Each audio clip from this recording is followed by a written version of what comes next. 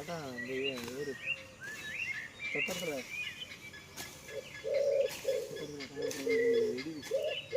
நண்பர்களே, இன்னைக்கு நம்ம பனங்கிழங்கு பிடுங்க போகிறோம். அன்னைக்கு சின்ன பையங்க பிடிங்கிருந்தாங்க, விளைஞ்சிருக்கான்னு பார்க்குறதுக்கு.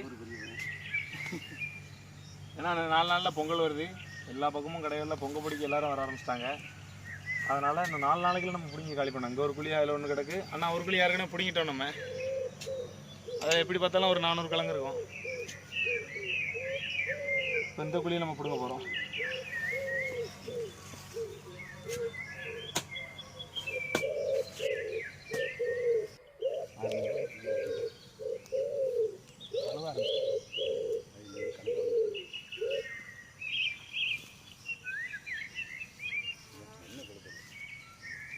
அங்கேருந்து எடுத்துடலாங்களா? அள்ளிடலாங்களா?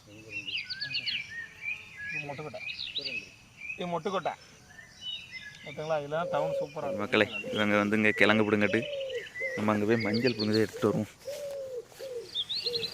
இங்கே பாருங்கள் மக்களே, மஞ்சள் செடி நல்லா வளர்ந்துருக்கு.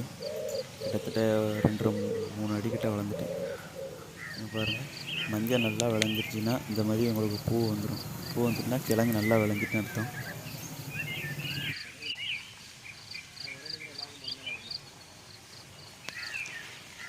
அது இதுதான் நம்மளோட பாசமிகு பைத்தியக்கார தம்பி. இந்த கிழங்கு எப்படி ஒரே இதில் பிடுங்குவான்னு பாருங்க. கிழங்கு மேலே வராது, நீ தான் உள்ளணி போயிடுவ உங்களுக்கு. இந்த பெரிய கூட பிடுங்க முடியலை நம்ம தம்பியால். அதனால் ஒரு சின்ன கிழங்கு கூட பிடுங்குறாப்புல பிடிக்கிட்டாப்புல. ஒரு வழியாக கிழங்கு மேலே வந்து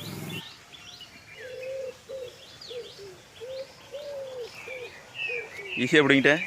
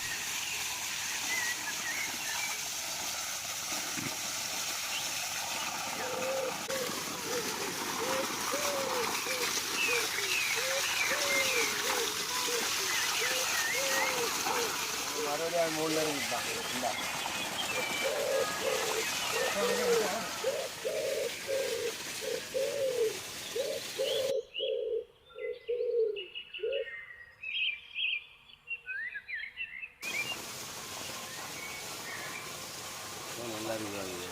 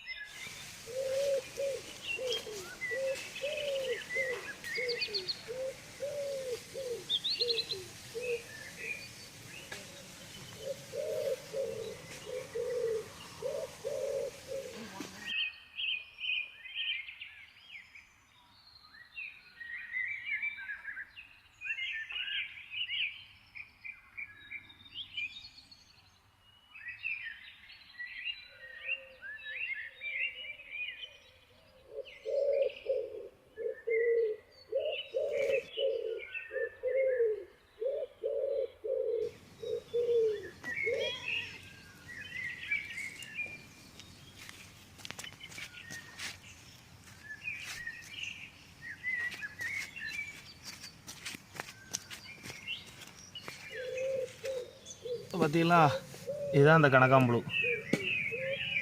இதாக இருக்கலாம். நம்ம பனங்குழியை பூரா மொத்தடிக்கு ஜோலி முடிச்சுட்டு கிழங்கே துப்புரா கிடையாது. ரொம்ப கம்மியாக அவ்வளோ ஆடு பிடிங்கிருக்கு. அதில் அவ்வளோ கிழங்கு வருது. மொத்தம் இவ்வளோ தான் கிழங்கு இல்லை சேர்ந்து. அவ்வளோதான், அவ்வளோ கிழங்கே ஒன்று விடாமல் எல்லாத்தையும் கிடச்சிருச்சு.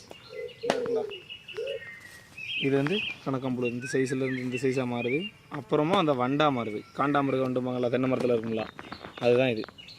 அதை இப்படி தான் இருக்கும் இருக்குல்ல. இது வந்து அந்த காண்டாமிருகத்தோட கொம்பு மாதிரி ஒரு முளைக்கும்.